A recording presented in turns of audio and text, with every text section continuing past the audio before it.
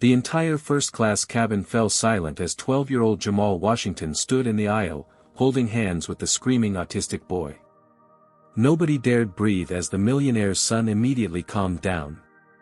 What happened next would change 3 lives forever and expose America's ugliest prejudices at 35,000 feet.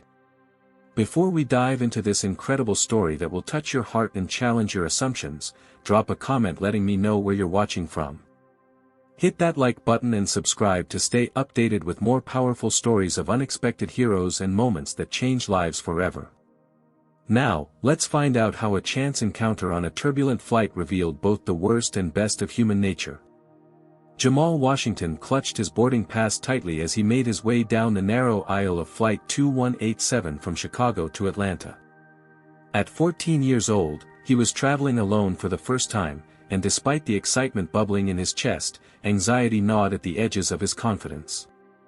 He had saved every dollar from his weekend job stocking shelves at Mr. Patterson's corner store for 6 months to afford this ticket to visit his grandmother, who had raised him during his early years.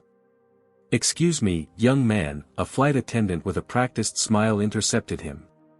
Her name tag read, Beverly. "I think you might be in the wrong section. This is boarding for zones 1 and 2. Are you sure you have the right flight?" Jamal swallowed his discomfort. This wasn't the first time someone had questioned his belongings somewhere. "Yes, ma'am. I'm in seat 27B. He held up his boarding pass for inspection. Beverly squinted at it longer than necessary before nodding curtly. "Very well. Please proceed to the back of the aircraft." As Jamal made his way past the plush leather seats of first class, he couldn't help noticing a well-dressed man in an expensive charcoal suit settling into seat 3A. Beside him, a young boy with sandy blonde hair was arranging a collection of small toy cars in a perfect line on his tray table. The man, clearly the boy's father, was engrossed in his phone, barely acknowledging his son's methodical organizing. Richard Crawford, CEO of Crawford Technologies, had a routine for every flight: answer 30 emails, review 1 business proposal, and take 1 sleeping pill to endure the journey. Today's flight to Atlanta for a board meeting was no different, except that his son Andrew was with him. At 10 years old, Andrew had been diagnosed with autism at age 3, and though Richard had hired the best therapists money could buy, he still found himself at a loss when it came to connecting with his son. "Sir, we'll be taking off shortly. Please ensure your son's seatbelt is fastened," Beverly said with a warmth she hadn't shown Jamal. Richard nodded absently, reaching over to secure Andrew's belt. The boy immediately stiffened. "No, no, no," Andrew whispered, his hands flapping anxiously. "Not tight. Not tight. It's just for takeoff, buddy," Richard said, his voice betraying his weariness. Since losing his wife Elaine to cancer 2 years ago, he'd been juggling his role as CEO and single father, relying heavily on a rotation of nannies and caregivers. This trip was unusual. Andrew's primary caregiver had a family emergency, and Richard couldn't reschedule the critical board meeting. As the plane began taxiing, Andrew's anxiety visibly escalated. He began rocking back and forth, his breathing quickening. The airplane engines roared to life, and Andrew pressed his hands against his ears. "It's too loud," he cried, his voice rising. "Too loud, Daddy." Richard fumbled in his carry-on for Andrew's noise-canceling headphones, cursing silently when he realized they were in his checked luggage. Other passengers were beginning to notice, their initial sympathetic glances quickly souring into annoyed stares. "Can't you control your child?" muttered a woman across the aisle, loud enough for Richard to hear. The plane accelerated down the runway, and Andrew's distress erupted into a full meltdown. His screams pierced through the cabin as the aircraft lifted off, his body rigid with terror. Beverly rushed over, her professional demeanor slipping. "Sir, you need to calm him down. He's disturbing other passengers." "Don't you think I'm trying?" Richard snapped, his face flushing with embarrassment and frustration. He attempted to hold Andrew, but the boy thrashed against his touch, his screams intensifying. Another flight attendant appeared with a glass of water and a kind smile. Sometimes a drink helps, she offered. Andrew knocked the glass away, sending water splashing across Richard's laptop. The businessman's patience frayed further. Nothing in his Harvard MBA had prepared him for this. He could orchestrate billion-dollar mergers but couldn't soothe his own son. Meanwhile, in the economy section, Jamal settled into his middle seat, sandwiched between a sleeping elderly woman and a businessman who sighed dramatically when Jamal accidentally brushed against his arm. The sounds of Andrew's distress carried throughout the cabin, growing louder and more desperate as the minutes ticked by. "Someone needs to shut that kid up," the businessman beside Jamal muttered, turning up the volume on his headphones. Jamal winced at the harsh words. The screams didn't bother him the way they bothered others. Instead, they triggered a memory, his cousin Darnell, who had similar outbursts when overwhelmed.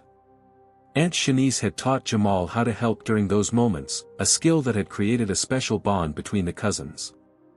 As the plane reached cruising altitude, Andrew's screams became more frantic.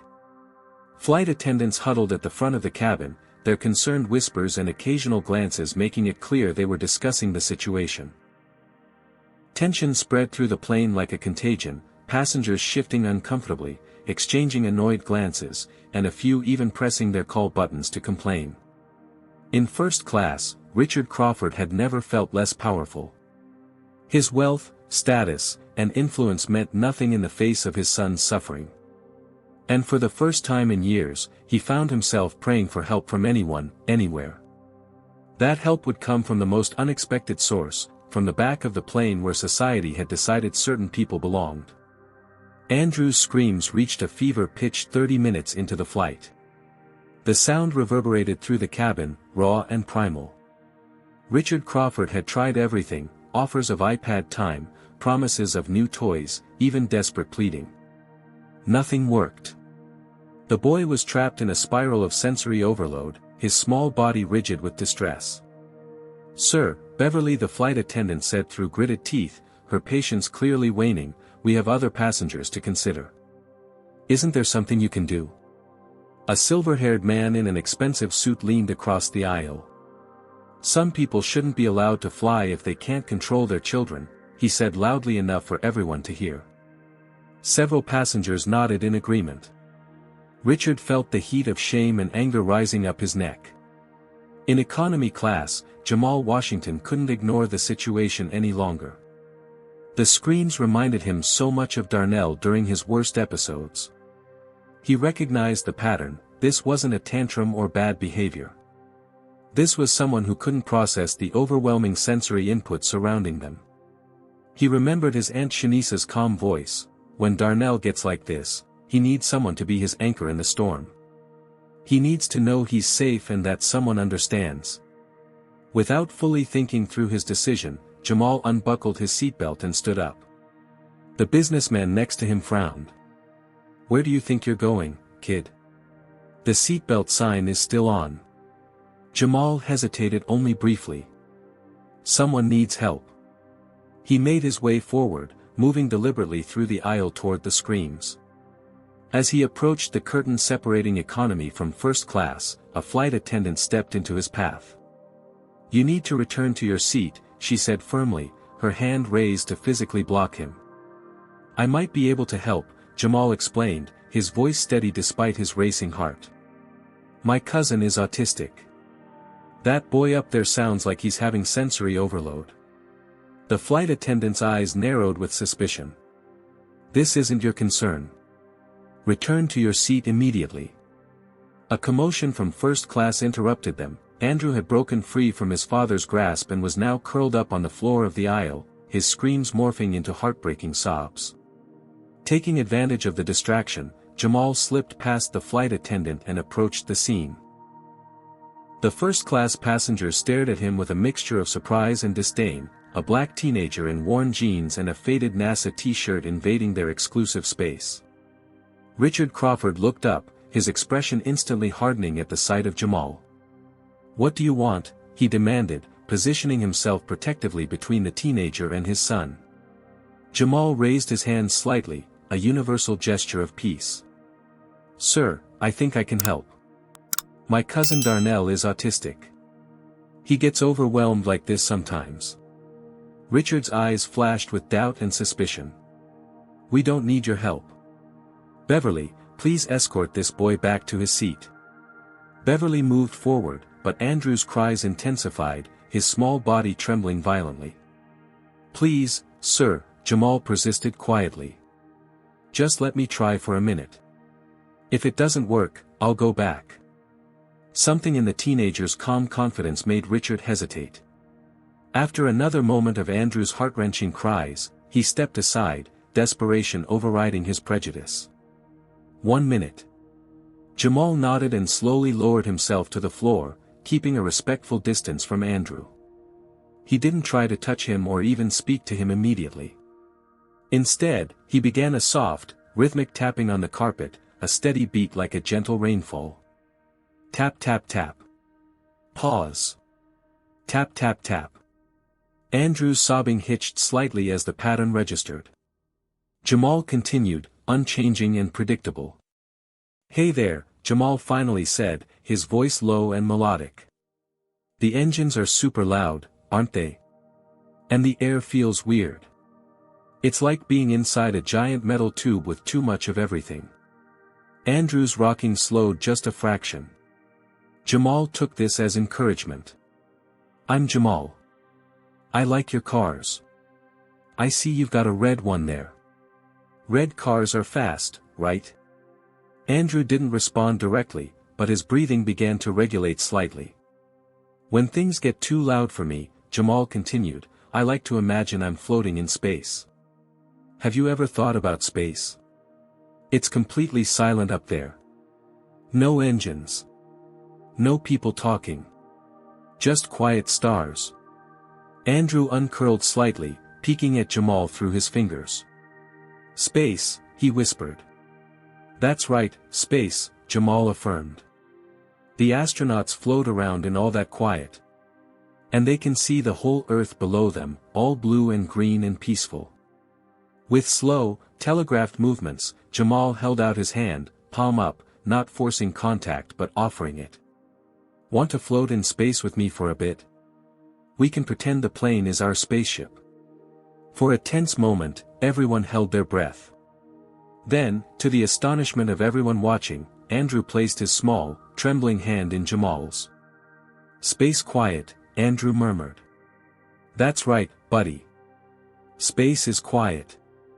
And you're an astronaut now, floating above all the noise. Jamal helped Andrew to his feet and guided him back to his seat, continuing to talk softly about space, stars, and silence. The transformation was remarkable. Andrew's body relaxed, his breathing evened out, and though tears still stained his cheeks, the desperate screaming had stopped. The entire first-class cabin seemed suspended in disbelief. Richard Crawford stared at his son and this stranger who had accomplished in minutes what he couldn't do in years of fatherhood. How did you? Richard began, his voice trailing off. Jamal shrugged slightly. My Aunt Shanice taught me. She says people with autism experience the world differently, and sometimes it gets overwhelming. They need someone to acknowledge that their experience is real, not try to force them into ours. Beverly stood frozen, her earlier dismissiveness now replaced with stunned surprise. Other passengers who had been complaining moments before now watched the scene with a mixture of relief and embarrassment. Andrew, now calm, began lining up his toy cars again, occasionally glancing up at Jamal with tentative trust. It was as if an impossible magic trick had been performed before their eyes, a transformation that challenged everything they thought they knew about capability, compassion, and what it means to truly see another person. Saturn is my favorite planet because of the rings, Andrew explained earnestly, pointing to a space book he had pulled from his backpack. His voice was animated in a way Richard had rarely witnessed. Did you know they're made of billions of ice particles? Jamal nodded with genuine interest. That's awesome. I always thought Jupiter was coolest because of the Great Red Spot. It's like a giant storm that's been going for hundreds of years. Bigger than Earth. 3 Earths could fit inside it, Andrew corrected precisely, not looking up from his book. The Great Red Spot is 187,000 miles in diameter. Richard Crawford observed this exchange with a complex mixture of emotions.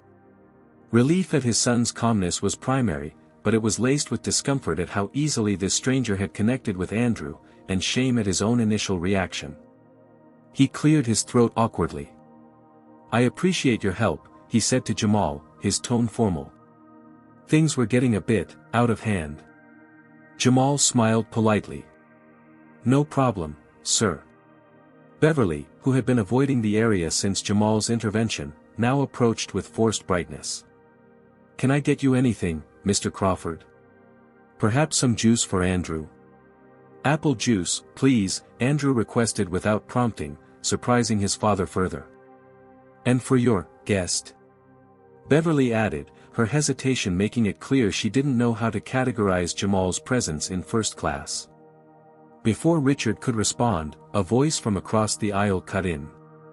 "Isn't it time for him to return to his assigned seat?" The silver-haired passenger from earlier glared pointedly at Jamal. First-class passengers pay a premium for a reason. Richard felt a flush of embarrassment. Harold Wilson was a well-known figure in Chicago's business circles, and they had sat on charity boards together. The man's disdain was unmistakable. "The boy is helping my son," Richard replied, less forcefully than he should have. "Nevertheless, rules are rules," Harold persisted. "I'm sure the flight attendants can take over from here." Beverly stood awkwardly between them, her professional smile strained. "Perhaps Mr. Crawford is right. The young man seems to have a calming effect." "I paid $12,000 for peace and comfort, not to share the cabin with economy passengers," Harold interrupted.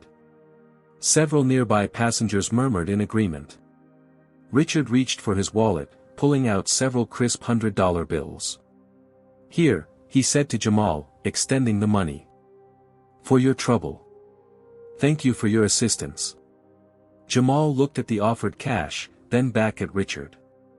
A flicker of hurt crossed his features before his expression settled into something more guarded. "I don't want money, sir. I just wanted to help." Andrew, oblivious to the tension, continued pointing out facts from his book. "Neptune has the strongest winds in the solar system. They can blow over 2,000 kilometers per hour." Richard awkwardly returned the money to his wallet, feeling somehow chastised by the teenager's refusal.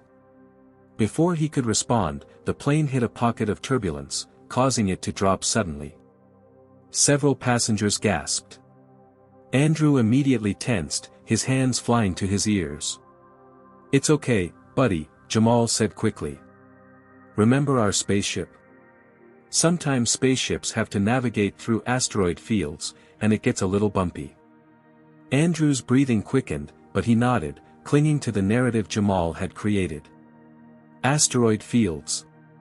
Probability of successfully navigating an asteroid field is approximately 3,720 to 1. Jamal grinned. "Star Wars fan too, huh? I love that movie." The turbulence continued, and Jamal began teaching Richard some techniques.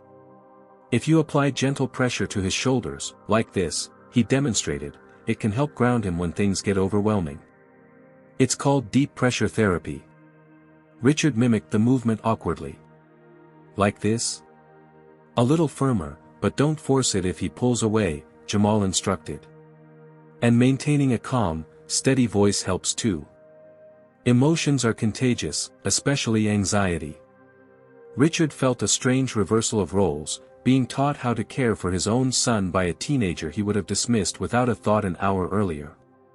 The realization was uncomfortable, forcing him to confront how little effort he had made to truly understand Andrew's needs beyond hiring specialists and therapists. "Where did you learn all this?" Richard asked quietly. "My Aunt Shanice works with special needs kids," Jamal explained. "My cousin Darnell was diagnosed when he was 4. I spend a lot of weekends with them, and Aunt Shanice says I have a knack for connecting." His voice held no judgment, just simple facts. Beverly returned with Andrew's apple juice, handing it to Richard rather than directly to Andrew or Jamal. The captain has asked that all passengers return to their assigned seats due to the turbulence, she announced, looking pointedly at Jamal. But my son needs, Richard began. I understand, sir, but airline policy is very clear, Beverly insisted, her tone suggesting she was merely following orders. Harold Wilson nodded approvingly from his seat. Finally. Some semblance of order. The plane shook again, and Andrew whimpered. Jamal hesitated, torn between the authority figure's instructions and the child's obvious need. I can show you a few more techniques before I go, Jamal offered to Richard. Young man, return to your seat now, or I'll have to involve the air marshal, Beverly warned, her patience clearly exhausted. Richard found himself caught in a moment of decision. The expectant gazes of the other first-class passengers weighed on him, their unspoken class solidarity pulling him toward conformity. Yet his son's needs pulled him in another direction, one that challenged his comfortable worldview. Before he could decide, the turbulence intensified, and Andrew's distress began to escalate again, setting the stage for another confrontation that would force everyone aboard to reveal their true colors. I can't believe they let him up here in the first place, muttered a woman in a designer suit seated across the aisle. She leaned toward her companion, voice pitched just loud enough to be overheard. This isn't a social experiment. It's first class. Jamal pretended not to hear as he gathered his things, preparing to return to his seat as instructed. His face remained neutral, a skill perfected through years of similar encounters. Andrew, however, sensed the shift in energy and began rocking slightly. Spaceman go? He asked Jamal, anxiety creeping back into his voice. I have to go back to my seat for a little while, Jamal explained gently. But remember what we talked about. You're the captain of your spaceship now. Beverly stood impatiently in the aisle. We really need to maintain order on the aircraft. Richard Crawford watched the scene unfold, discomfort churning in his stomach.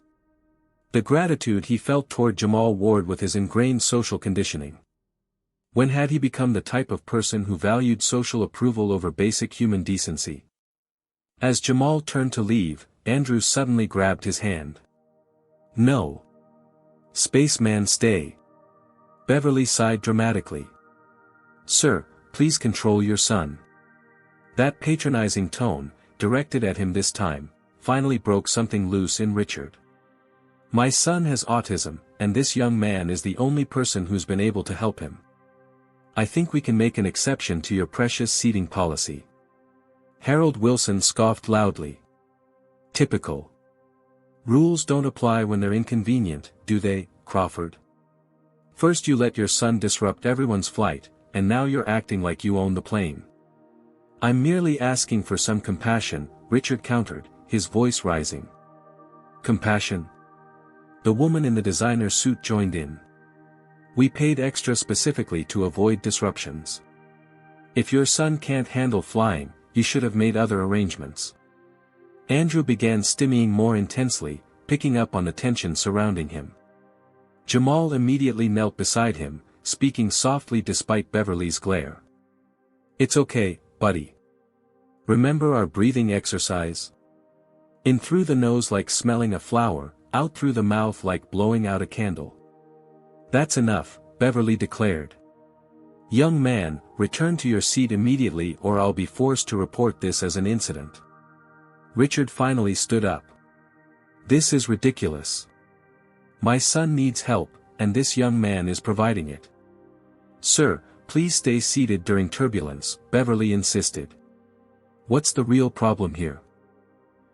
Richard challenged, looking directly at Beverly, then at Harold Wilson and the other disapproving passengers. Is it really about airline policy, or is it about who you think belongs where? A tense silence fell over the cabin. Andrew's whimpering grew louder, the conflict overwhelming his senses. I don't appreciate what you're implying, Beverly said stiffly. I think we all know exactly what's happening, came a new voice. An elderly black woman several rows ahead turned in her seat. That boy is helping a child in distress, and y'all are more concerned about keeping him in his place than helping a suffering child. Several passengers shifted uncomfortably. Others nodded in agreement. This isn't about race, Harold protested too quickly. It's about maintaining standards. Standards, the elderly woman challenged. Like basic human decency. Because I'm not seeing much of that standard right now. What would you do in this situation? Would you stand up for someone being treated unfairly, or would you stay silent to avoid conflict? Comment number 1 if you believe Richard should publicly defend Jamal, or number 2 if you think he should follow airline policy and send Jamal back to economy. Like and subscribe if you've ever witnessed discrimination and wished someone had spoken up. The situation was reaching a breaking point. Passengers were taking sides, with some demanding Jamal's removal and others defending his presence. Andrew's distress escalated with each heated exchange, his hands flapping frantically as he tried to process the emotional chaos surrounding him. "That's it," Beverly declared, reaching for her phone to call for backup. Richard made a split-second decision that would alter the course of the flight and his own perspective.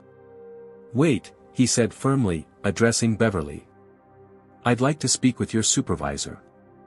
And in the meantime, I'm officially inviting this young man to remain as my guest in first class. If anyone has a problem with that, they can take it up with Crawford Technologies' legal team." The cabin fell silent. Richard Crawford was a recognizable name, his company's influence substantial. Beverly hesitated, her hand still on the phone. "Or," Richard continued, his voice steady, "we can all acknowledge that sometimes human need transcends arbitrary rules, and allow this young man to continue helping my son without further disruption." Jamal stood quietly through this exchange, his dignity intact despite being discussed as if he weren't present. He focused solely on Andrew, providing a consistent, calm presence amid the conflict swirling around them. "Fine," Beverly finally conceded. "But this is highly irregular." As she walked away, Richard turned to Jamal, a new understanding dawning in his eyes. "I apologize for not speaking up sooner." Jamal nodded, neither accepting nor rejecting the apology. "Andrew needs consistency right now. All this conflict is making things worse for him." Richard felt the sting of that simple observation. In the midst of defending his right to bend the rules, he'd forgotten the most important factor, his son's well-being. The confrontation had forced Richard to choose sides in a way he'd never had to before. For perhaps the first time, he'd glimpsed what it meant to navigate a world full of Beverlys and Harold Wilsons, people who enforced order that often served to maintain inequity rather than protect dignity. As the tension in the cabin gradually dissipated, Andrew looked up at Jamal with complete trust. "Spaceman stayed," he said simply, relief evident in his voice. "That's right, buddy," Jamal replied. "We astronauts stick together." The main cabin lights dimmed as the flight entered its third hour. Most passengers had settled into uneasy quiet after the confrontation, some sleeping, others absorbed in movies or books. In first class, Andrew had finally dozed off, his head resting against the window, one hand still clutching a toy spaceship Jamal had fashioned from aluminum foil the flight attendant had reluctantly provided. "He never sleeps on flights," Richard commented quietly, wonder in his voice. "Actually, he rarely sleeps well anywhere." Jamal nodded. Sensory processing differences can make it hard to filter out background stimulation. "It's exhausting." Another flight attendant, not Beverly, approached them. Her name tag read Diane.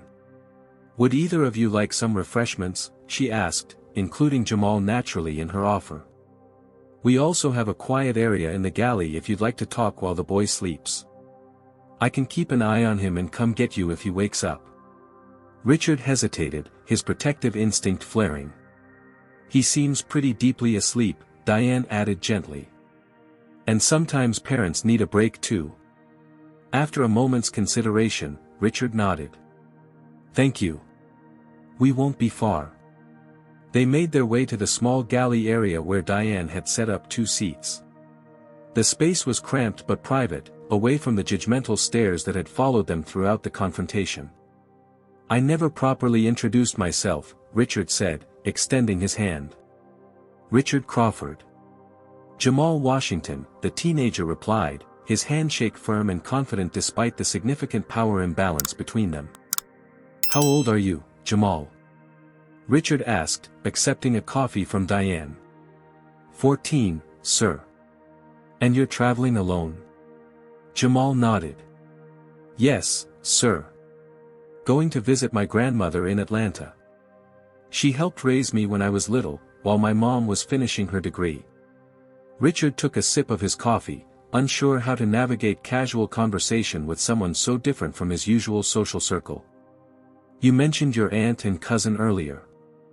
The one with autism?" "Yes, sir. My Aunt Shanice is my mother's sister. She's a special education teacher. My cousin Darnell is 11 now. He was diagnosed when he was 4. You seem very knowledgeable about autism for someone your age." Jamal shrugged slightly. "I spend a lot of weekends at their house. My mom works 2 jobs, nursing at county hospital during the week and home healthcare on weekends. Aunt Shanice says I have a natural way with Darnell, so I help out when I can." Richard felt a twist of shame.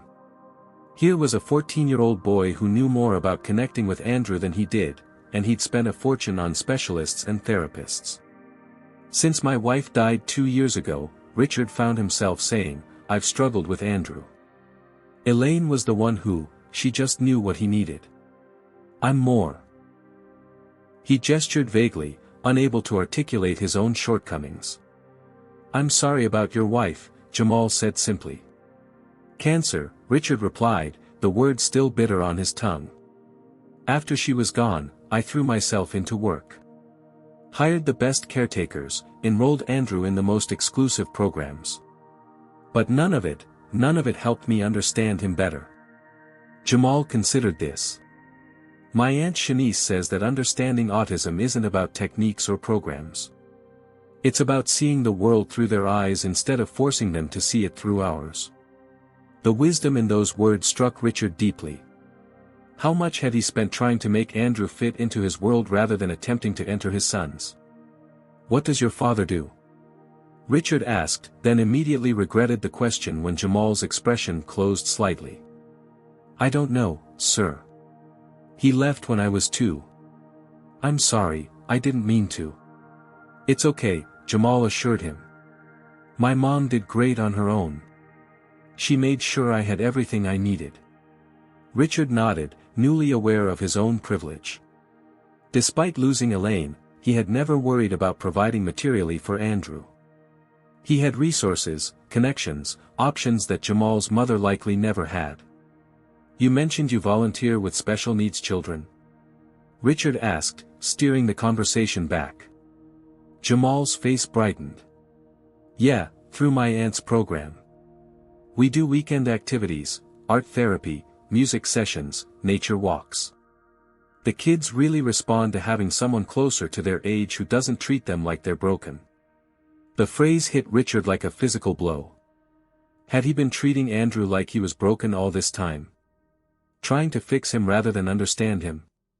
He thought back to countless therapy sessions where he'd asked about progress and improvement rather than happiness or connection. How many times had he apologized for Andrew's behavior rather than for the world's lack of accommodation? "You want to be a teacher someday?" Richard asked. Jamal's smile was tinged with resignation. "I'd like to study child psychology, maybe work with kids on the spectrum. But college is expensive, and my mom's already stretched thin with bills.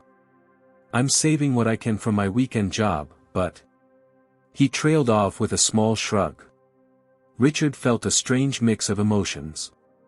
Here was a young man with extraordinary gifts and limited opportunities, while he had provided Andrew with every opportunity but limited understanding. "My grandmother always says true wealth is measured by how you treat others, not by what you own," Jamal continued. "She raised 9 kids in a 3-bedroom house in South Side Chicago, and still took in neighborhood kids who needed a safe place. That's real success, you know." The simple statement carried a profound critique of everything Richard had valued throughout his adult life: status, achievement, wealth, influence. None of it had helped him connect with his own son the way this teenager from economy class had done effortlessly. A memory surfaced, last month's board meeting where he dismissed a diversity initiative as unnecessary political correctness. The applicant pool was fine as it was, he had argued. If qualified candidates from different backgrounds existed, they would naturally rise through the ranks. How many Jamals had his company overlooked because they didn't fit the predetermined mold of success? Sir. Diane appeared at the galley entrance. Your son is asking for Jamal. He seems a bit disoriented. Both Richard and Jamal stood immediately, but it was Jamal whom Andrew called for again as they approached, his small voice cutting through the ambient noise of the cabin. Spaceman.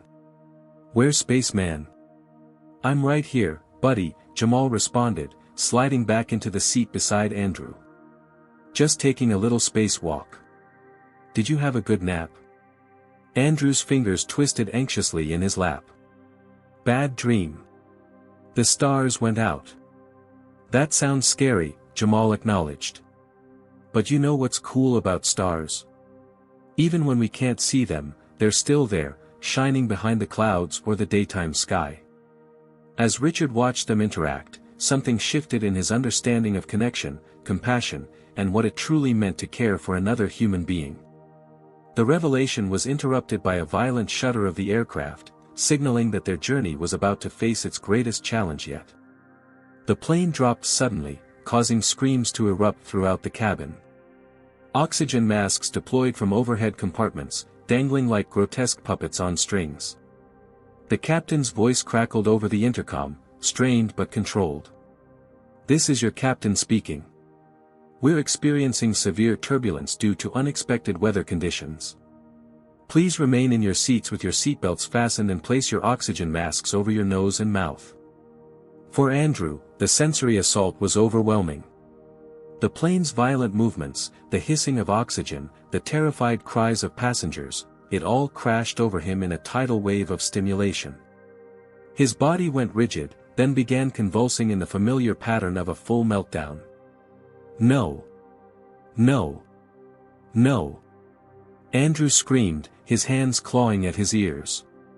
Make it stop. Richard fumbled with the oxygen masks, his usual composure shattered.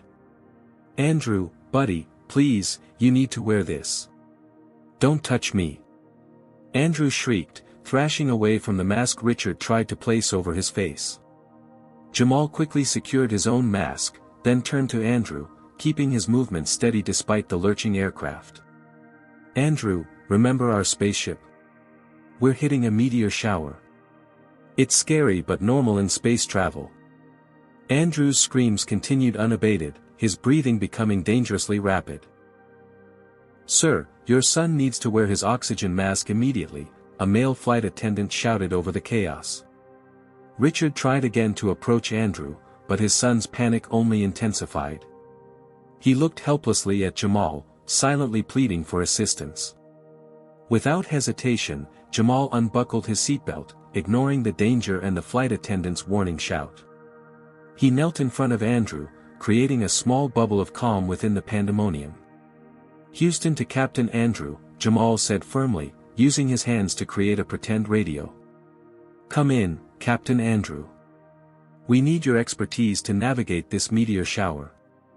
Andrew's screaming paused momentarily, his attention caught by the familiar game. That's it, Captain. Deep breaths. Astronauts need oxygen to survive in space, remember? This special mask will help you breathe like real astronauts do. Harold Wilson, mask dangling around his neck, lurched to his feet despite the turbulence. Get back to your seat, boy. Flight attendant, control this situation. The plane dropped again, sending Harold stumbling into the aisle. He caught himself on the back of Richard's seat, his face contorted with fear and anger. This is your fault, he spat at Richard. You're defective kid and this troublemaker from economy. Richard was too focused on Andrew to respond, but another passenger, the elderly black woman who had spoken up earlier, snapped back, the only defective thing here is your heart, mister. Look at him. Harold shouted, pointing at Jamal. Disobeying safety protocols, causing chaos. He's trying to help a child in distress, countered another passenger. He doesn't belong here.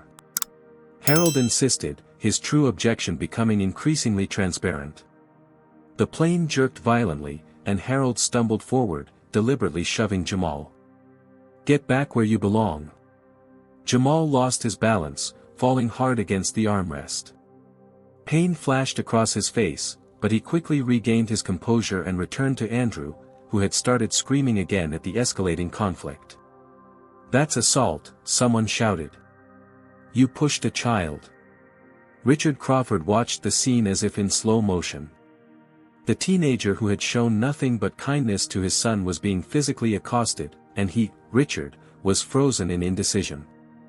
The moment stretched, forcing him to confront the person he had become, a man who valued social standing over basic decency, who feared association with someone like Jamal more than he valued his son's well-being. Andrew's condition deteriorated rapidly amid the chaos, his breathing becoming alarmingly labored as he refused the oxygen mask, his body trembling with the strain of his meltdown. Despite being shoved, Jamal persisted, speaking calmly to Andrew. We're going to count the stars together, okay? 1 shiny star. 2 shiny stars. The plane shuddered again, and the lights flickered ominously. The oxygen mask swung wildly above them, and the captain's voice returned, announcing they were attempting an emergency landing due to mechanical issues. Richard looked at his terrified son, at the determined teenager still trying to help despite being attacked, at the hateful expression on Harold Wilson's face, and at his own hands that had remained passive while injustice unfolded before him. In that moment of crisis, suspended between earth and sky, Richard Crawford faced the hardest truth of all: his failure wasn't as a CEO or even as a father struggling with his son's autism. His failure was as a human being who had stood by while others suffered, who had valued comfort over character, status over solidarity. As the plane began its emergency descent, Andrew's panic reached dangerous levels, his breathing so labored that his lips began taking on a bluish tint without the supplemental oxygen. Jamal, ignoring his own pain and the continuing turbulence, kept trying different approaches. Andrew, can you be a space hero like Neil Armstrong? Space heroes wear special masks for dangerous missions. The moment of truth had arrived, and Richard Crawford could no longer hide from the choice before him: continue as the person he had been, or become someone new in the face of crisis. The plane dipped sharply toward an emergency landing, and the future of 3 intertwined lives hung in the balance. That's enough. Richard Crawford's voice cut through the chaos like a thunderclap. He rose to his full height, oxygen mask dangling forgotten around his neck, and positioned himself between Harold Wilson and Jamal.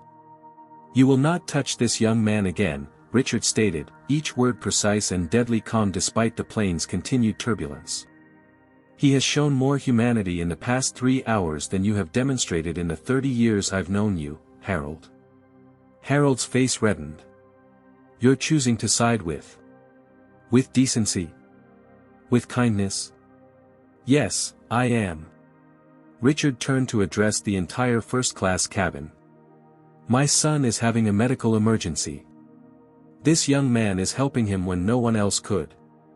Anyone who has a problem with that can take it up with me personally after we land.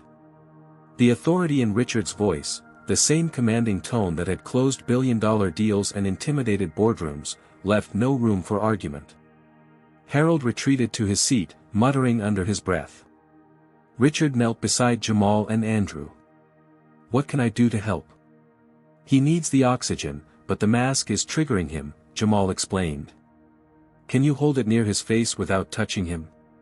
Just so he gets some of the flow. Richard nodded, following Jamal's instructions while the teenager continued his space narrative. Andrew, remember how astronauts practice their missions underwater before going to space? They have to be really brave and trust their equipment. I think you're brave enough to be an astronaut. Andrew's eyes, wide with terror, fixed on Jamal's calm face. His breathing remained erratic, but the violent thrashing had subsided. Spaceman not scared? Andrew asked between gasps. Spacemen get scared too, Jamal admitted. But they use their training to work through it. Can we try some astronaut breathing together? Slowly, methodically, Jamal guided Andrew through a breathing exercise, each inhale and exhale carefully counted. 4 seconds in, hold for 4, out for 4, just like astronauts practice. The flight attendant who had earlier tried to remove Jamal now approached with a different demeanor. Is there anything I can bring to help? A weighted blanket would be ideal, Jamal replied. But if you don't have that, several airplane blankets folded together might help. She nodded and hurried away, returning moments later with an armful of blankets. Under Jamal's guidance, Richard helped arrange them over Andrew's lap and shoulders, creating gentle pressure that gradually calmed his nervous system. The deep pressure helps interrupt the panic response, Jamal explained to Richard.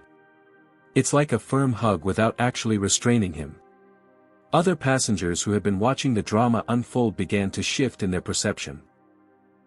What had initially seemed like disruption and disorder now revealed itself as something else entirely: compassion in action, expertise born of lived experience rather than credentials. I work in special education, a woman several rows ahead offered. What that young man is doing is textbook sensory integration support. He knows exactly what he's doing. Another passenger, an older man who had earlier complained about the noise, spoke up. My grandson is on the spectrum. Wish I understood him half as well as this kid understands your boy. As Andrew's breathing stabilized, his gaze remained fixed on Jamal. Spaceman stayed, he murmured. When everyone scared, Spaceman stayed. That's what friends do, Jamal replied simply. They stay. The word friends seemed to resonate with Andrew. He tentatively reached for the oxygen mask Richard was holding, allowing it to be placed properly over his nose and mouth. His other hand found Jamal's and held tight. Beverly, who had disappeared during the height of the crisis, reappeared with the chief flight attendant. Sir, I need to apologize for my earlier behavior, she said to Richard, her professional veneer cracking to reveal genuine remorse. I failed to prioritize your son's needs. But Richard shook his head. Don't apologize to me. I was complicit in the situation until it became impossible to ignore. He glanced at Jamal. Your apology should be directed elsewhere. Beverly turned to Jamal, her discomfort evident but her sincerity clear. I'm truly sorry for how I treated you. You showed exceptional maturity and compassion while I didn't. Jamal acknowledged her apology with a slight nod, his focus still primarily on Andrew. The chief flight attendant addressed the cabin. We'll be making an emergency landing in Nashville in approximately 15 minutes. Please remain in your seats with your seatbelts fastened. Harold Wilson, subdued but unrepentant, muttered just loud enough to be heard, still doesn't belong in first class. Richard turned to him with newfound clarity. You know what doesn't belong in first class, Harold? Or anywhere else for that matter? Bigotry. Cruelty. Indifference to suffering. He gestured around the cabin. Look around. The only person isolated right now is you. It was true. The mood in the cabin had transformed. Passengers who had earlier complained were now offering assistance, asking if Andrew needed anything, praising Jamal's quick thinking. I'm going to ask you something, Harold, Richard continued, his voice level. When you're facing a crisis, really facing it, not just inconvenienced by it, would you rather be surrounded by people like yourself, or by people like this young man? The question hung in the air, unanswered but deeply felt by everyone listening. The plane began its descent toward Nashville, the cabin now unified in a way it hadn't been before. Andrew, still clutching Jamal's hand, had begun quietly identifying constellations he could pretend to see through the window, his panic attack subsiding into focused interest. Orion has 3 stars in his belt, Andrew informed Jamal solemnly. They're called Alnitak, Alnilam, and Mintaka. That's amazing, buddy, Jamal responded with genuine appreciation. You know so much about space. Richard watched this exchange with a profound sense of revelation.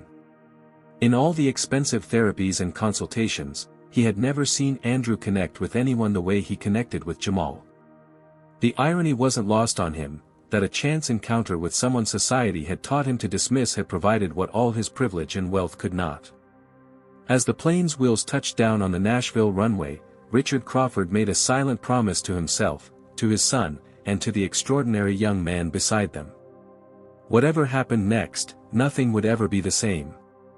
The crisis had forced him to choose sides, and in doing so, had revealed which side he should have been on all along. Nashville International Airport buzzed with unusual activity as emergency vehicles lined the tarmac. Flight 2187 had landed safely, but the combination of mechanical issues and a medical emergency had triggered standard protocol. As passengers disembarked, they were greeted by paramedics, airline representatives, and, unexpectedly, news crews. "Mr. Crawford. Can we get a statement about the incident?" A reporter thrust a microphone toward Richard as he emerged from the jetway, his hand protectively on Andrew's shoulder. Jamal followed close behind, looking uncertain amid the cameras and commotion. "Not now," Richard replied firmly, steering Andrew away from the flashing lights that threatened to trigger another sensory overload. A paramedic approached them. "Sir, we were informed there was a medical emergency involving your son." "He's stable now," Richard explained, "thanks to this young man." He gestured to Jamal, who stood quietly beside them. "My son has autism and experienced severe distress during flight turbulence." Jamal recognized what was happening and provided crucial assistance. The paramedic nodded and began a gentle assessment of Andrew, who remained remarkably calm with Jamal nearby. Meanwhile, other passengers from the flight were stopping to share their versions of events with the gathered media. "It was incredible," one woman told a reporter, her words carrying to where Richard stood. "This teenager from economy showed more expertise with that autistic child than anyone else on board. And the way some people treated him was shameful until the boy's father finally stood up." Harold Wilson hurried past, head down, ignoring the reporter's questions. Beverly, on the other hand, paused to speak with the airline representatives, gesturing toward Jamal with what appeared to be respect. As the immediate medical concerns were addressed, an airline manager approached their group. "Mr. Crawford, we've arranged accommodations for you and your son until we can get you on another flight to Atlanta tomorrow." "What about Jamal?" Richard asked. "He was traveling alone to visit his grandmother." The manager hesitated. "We can arrange accommodations for unaccompanied minors, but..." "He'll be staying with us," Richard decided, surprising both Jamal and himself with the certainty in his voice. "And I'd like to use my phone now to make some calls." Once they were settled in a quiet corner of the airport lounge, Richard first called Jamal's mother to explain the situation and ensure she was comfortable with the arrangements. The conversation was initially tense until Richard handed the phone to Jamal, who assured his mother he was safe and that Mr. Crawford had been really nice, once he stopped being weird about stuff. After receiving reluctant permission, Richard made his next call to Jamal's grandmother in Atlanta, explaining they would be delayed until tomorrow and offering to send a car for her to meet them at their hotel in Nashville. "That won't be necessary," came the dignified voice of Jamal's grandmother, Wilhelmina Washington. "I may be 72, but I can still navigate transportation. Just text me the hotel address, young man." Richard couldn't help but smile at being called young man for the first time in decades. "Yes, ma'am." By early evening, they were settled in a hotel suite. Andrew finally relaxed enough to eat a proper meal, and Wilhelmina Washington had arrived, her regal bearing and piercing gaze immediately commanding respect. "So you're the millionaire with the autistic son," she said without preamble, evaluating Richard with eyes that missed nothing. "Grandma," Jamal murmured, embarrassed. "It's all right," Richard assured him. "Yes, Mrs. Washington, that would be me, though I've learned today that those are perhaps the least important things about me." Wilhelmina's expression softened slightly. "Call me Willa. Only strangers and people in trouble call me Mrs. Washington." She moved to embrace her grandson. "You did good, Jay. Your mama raised you right."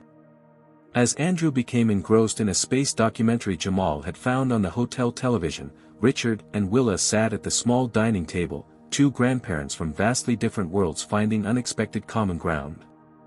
Jamal tells me he wants to study child psychology, Richard mentioned, watching as the teenager patiently explained nebulae formation to Andrew. That boy's had a gift since he was little, Willa confirmed. Sees people others overlook.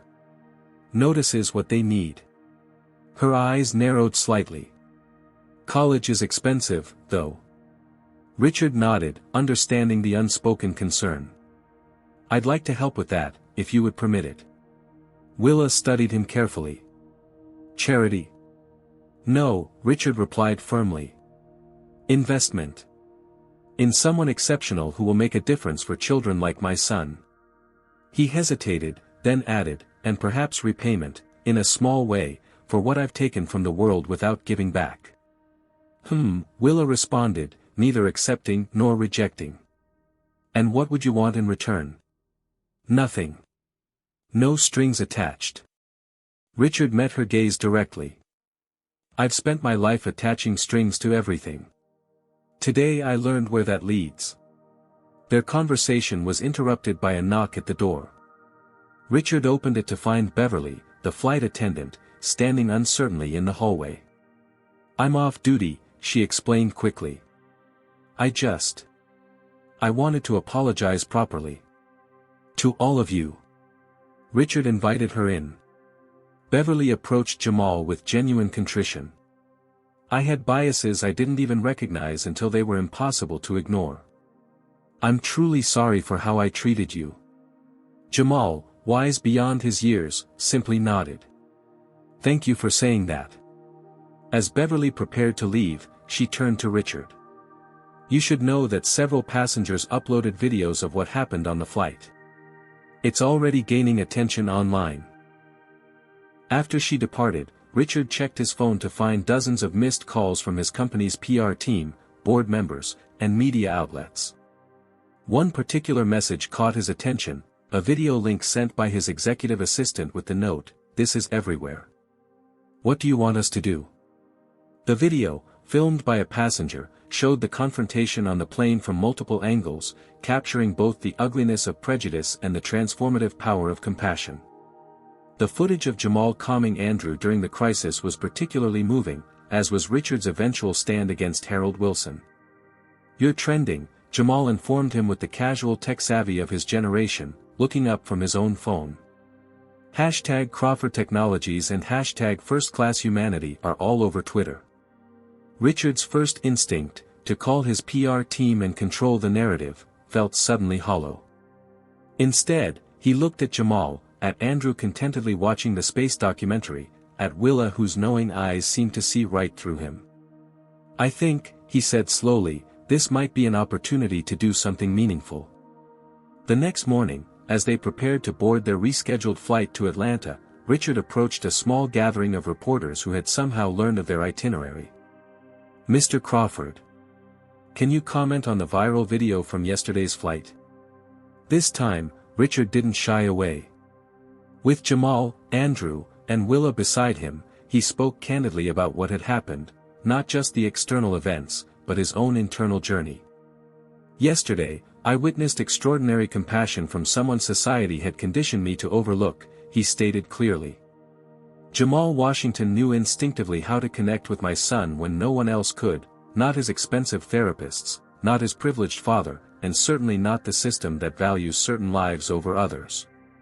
The reporters scribbled furiously as Richard continued. I'm announcing today that Crawford Technologies is establishing a foundation focused on two crucial issues, autism awareness and racial equality. Because I've learned firsthand how these struggles intersect, and how much we lose as a society when we fail to see the gifts of those we marginalize. Cameras flashed as Richard placed a hand on Jamal's shoulder. This young man has a dream to study child psychology and help children like my son. Our foundation's first act will be to establish a scholarship fund in his name for underrepresented students pursuing careers in special education and child development. Jamal looked up in shock, his composure briefly cracking to reveal the 14-year-old boy beneath the extraordinary maturity. As they boarded the plane to Atlanta, all seated together in first class without controversy this time, Richard received a text message from his executive assistant, board emergency meeting called by Harold Wilson. Claims you've lost perspective. Richard smiled, showing the message to Willa, who chuckled knowingly. Seems like you found perspective to me, she commented. Just not the one they're comfortable with. During the flight to Atlanta, Andrew sat between Richard and Jamal, occasionally reaching for either of their hands when the plane experienced minor turbulence. Each time, Richard found himself applying the techniques Jamal had taught him, slowly building his own connection with his son rather than outsourcing it to others. When they landed in Atlanta, a small crowd had gathered at the gate. Jamal's mother Diana, who had driven down from Chicago overnight after seeing the viral video, several of Willa's church friends, and, surprisingly, a group of parents with autistic children who had organized through social media after seeing the story. Diana Washington embraced her son fiercely, then turned evaluating eyes on Richard that mirrored Willa's penetrating gaze. "So you're the millionaire," she said. "Mom," Jamal protested, mirroring his earlier embarrassment with his grandmother. Richard extended his hand. "Richard Crawford. Your son changed our lives yesterday." Diana's expression softened as she glanced at Andrew, who was shyly showing one of his toy cars to another autistic child. "He has his grandmother's heart," she said simply. As the impromptu gathering moved to Willa's home, a modest but immaculately kept house in a historically black neighborhood, Richard observed the natural community that surrounded the Washingtons. Neighbors dropped by with food, church members offered support, children played together regardless of neurological differences. It was a world away from his isolated mansion and sterile corporate environment, yet somehow it felt more like home than anywhere he'd been since Elaine died. That evening, as dusk settled over Atlanta, Richard found himself on Willa's porch swing beside Diana, watching Jamal teach Andrew and several neighborhood children how to identify constellations in the emerging night sky. "He's always been that way," Diana commented, following his gaze. "Sees the light in people when nobody else can." Richard nodded, a lump forming in his throat. "I'd like to make good on what I said at the airport. About the scholarship, the foundation. If you'll allow it." Diana studied him carefully. "Jamal doesn't need saving, Mr. Crawford." "I know," Richard agreed quickly. "I'm not trying to save him. I think he saved us." The simple truth of that statement hung between them in the warm evening air. "What happens when you go back to your world?" Diana asked, the question cutting to the heart of the matter. "When the viral moment fades and the board meetings resume?" Richard considered this seriously. "I don't know exactly. But I know I can't go back to being the person I was yesterday morning. That man."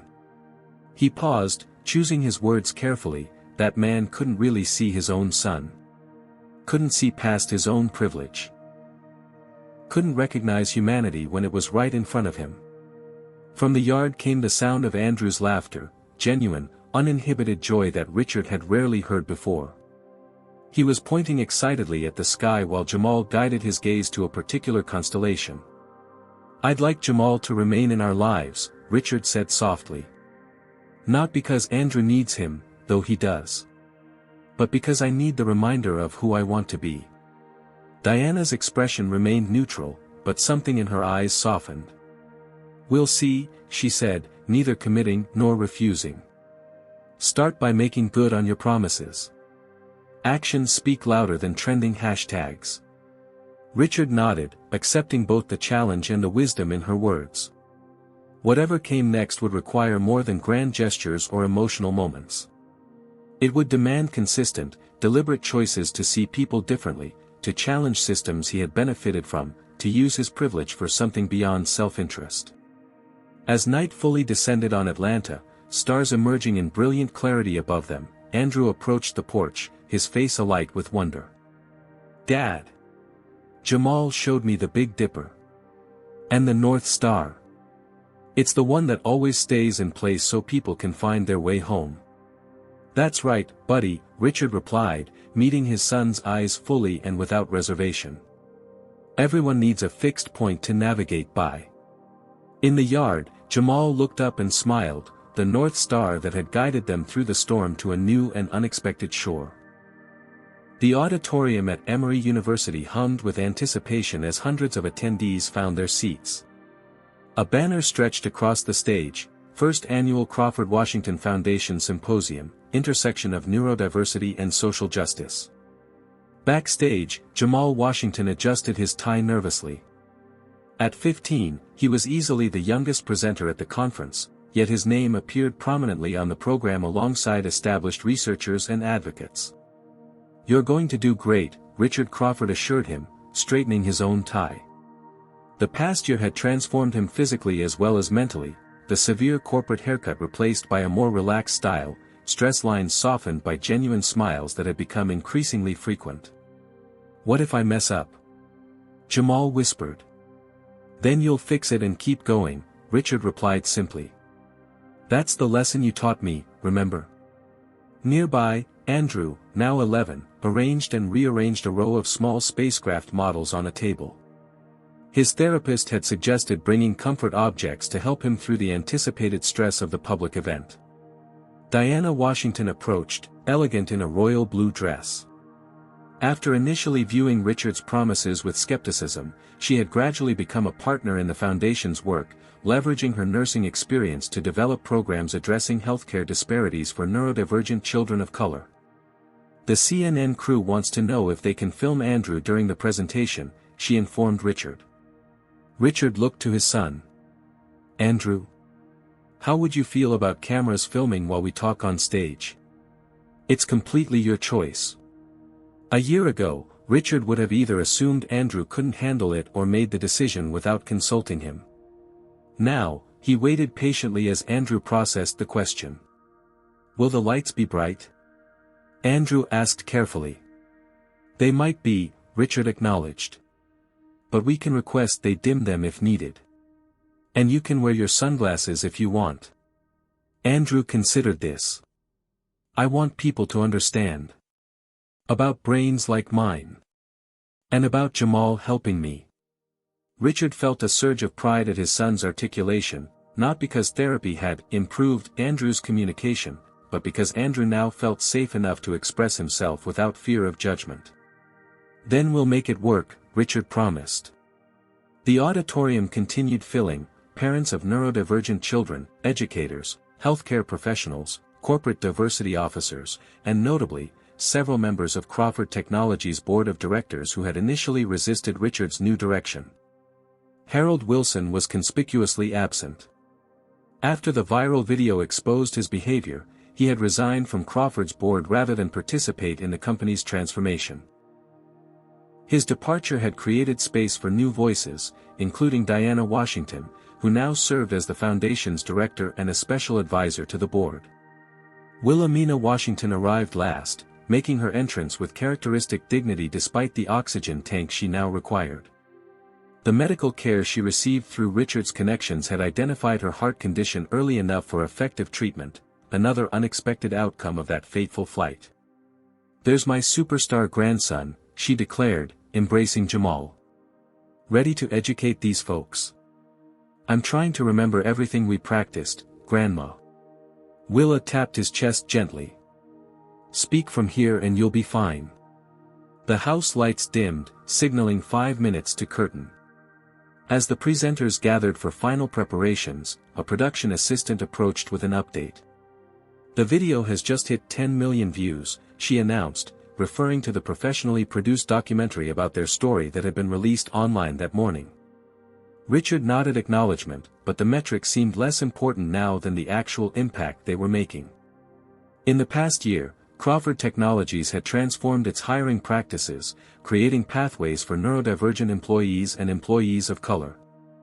The Crawford Washington Foundation had funded sensory-inclusive spaces in airports nationwide and established scholarship programs for underrepresented students entering special education and child psychology fields. Most significantly, Richard had restructured his life to be present for Andrew in ways that mattered. They now attended therapy sessions together, learning to communicate in ways that honored Andrew's neurology rather than trying to force him into neurotypical patterns. Jamal had started his first semester of early college courses while still in high school, his tuition and expenses covered by the foundation. He visited the Crawfords regularly, his connection with Andrew flourishing into a genuine friendship that benefited them both. 2 minutes to places, called the stage manager.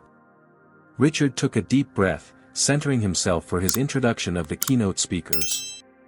As founder of the foundation, he would speak briefly before bringing on Jamal and, for the first time in a public forum, Andrew. "Ready, buddy?" he asked his son.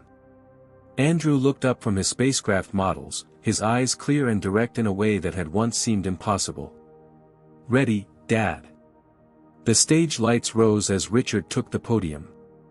The audience quieted as he surveyed the gathered crowd, a beautiful mosaic of humanity in all its diversity. "1 year ago, at 35,000 feet above Tennessee, I was confronted with an uncomfortable truth," Richard began. "That I had spent my life valuing the wrong things, seeing the world through a lens of privilege that distorted rather than clarified." He gestured toward the wings where Jamal and Andrew waited. "A 14-year-old boy from economy class showed me what true leadership looks like. What true humanity looks like. He connected with my son when no one else could, and in doing so, helped me finally connect as well." The audience listened intently as Richard continued, "Today, I invite you to hear directly from the real experts, not those with the most degrees or the highest net worth, but those with lived experience and hearts wise enough to see beyond society's artificial barriers." Richard extended his hand toward the wings. "Please welcome Jamal Washington and my son, Andrew Crawford." Jamal walked onto the stage confidently, gently guiding Andrew, who followed a few steps behind. The audience erupted in applause, many rising to their feet in standing ovation. Andrew hesitated at the unexpected noise, but instead of retreating, he looked to Jamal, then to his father, drawing strength from their presence. Then, to everyone's surprise, especially Richard's, Andrew stepped forward to the microphone. "Hello," he said, his voice small but clear. "My name is Andrew. My brain works differently. That used to be scary for me and for my dad." He paused, gathering his thoughts. "But then we met Jamal on an airplane, and he showed us that different isn't broken. Different is just, different." The simplicity and power of his words brought tears to many eyes in the audience. Richard stood to the side, his heart so full it threatened to overflow. "Now my dad understands me better," Andrew continued. "And I understand him better too. And we're helping other people understand each other." After Andrew's unexpected speech, Jamal stepped forward to deliver his prepared remarks about the Foundation's initiatives and his own experiences. The poise and wisdom he displayed belied his 15 years, drawing repeated applause from the audience. When the presentation concluded, the three of them stood together center stage: Richard Crawford, the millionaire CEO whose worldview had been shattered and rebuilt; Jamal Washington, the extraordinary teenager whose compassion had changed lives; and Andrew Crawford, finding his voice and his place in a world that was finally learning to meet him where he was. As they left the stage to continued applause, Richard noticed Andrew smiling, a full, uninhibited smile that reached his eyes. "What are you thinking about, buddy?" Richard asked. "I was just remembering," Andrew replied. "On the airplane, when everything was scary and loud. Jamal said sometimes the most important journeys aren't about where you're going, but who you meet along the way." Richard glanced at Jamal, who shrugged with characteristic modesty. "Something my grandma always says." From the side of the stage, Willa Washington nodded in confirmation, her eyes knowing and wise. Outside the auditorium, life continued its complex dance. There would be more challenges ahead, more systems to change, more minds to open. But something fundamental had shifted, not just for three lives intertwined by fate, but for everyone touched by their story. A journey that began with screams at 35,000 feet had transformed into a powerful chorus of voices previously unheard, a reminder that sometimes our greatest teachers come from places we least expect, and that true wealth has nothing to do with money and everything to do with our capacity to see and honor the humanity in one another. This story teaches us that genuine understanding transcends social barriers when we open our hearts to connection. Richard discovered that wealth and status couldn't help him understand his son, while Jamal, despite his youth and different background, possessed natural wisdom born from compassion and lived experience. We learn that prejudice blinds us not only to others' humanity but to solutions for our own problems. When Richard finally saw Jamal as a person rather than a stereotype, he gained more than just help for Andrew, he gained a new perspective that transformed his entire worldview. The crisis on the plane revealed character in its rawest form. Some chose fear and division, while others chose courage and connection. Every day, we face similar choices on a smaller scale, to judge based on appearances or to see the full humanity in each person we encounter. Perhaps the most powerful lesson is that transformation begins with humility. Richard's journey started when he admitted he didn't have all the answers, that sometimes wisdom comes from unexpected sources if we're brave enough to listen. What unexpected person has taught you an important life lesson? Share your experience in the comments below. If this story touched your heart, please hit that like button and subscribe for more powerful narratives about overcoming prejudice and finding connection across differences. Don't forget to share with someone who needs this message today. Thank you for being part of our community that believes in the power of understanding to change lives.